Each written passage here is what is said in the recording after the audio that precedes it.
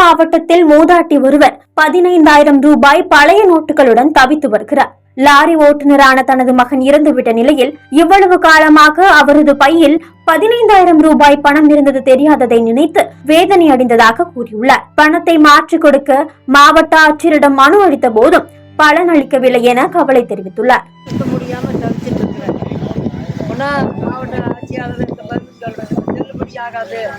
அப்படிங்கிறாங்க. 4 தடவை 5 தடவை டோக்கன் கொடுத்தாச்சுங்க, மனு கொடுத்தாச்சு, எந்த இதுவும் தெரியல, என்ன முடிவுன்னு தெரியலைங்க.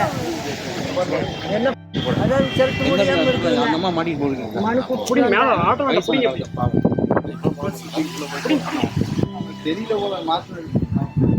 மாத்திரம் தெரியலையாமா?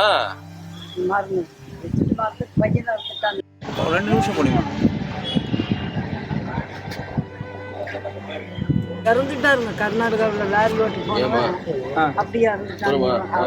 நம்பி வச்ச பணம் தானுங்க இது.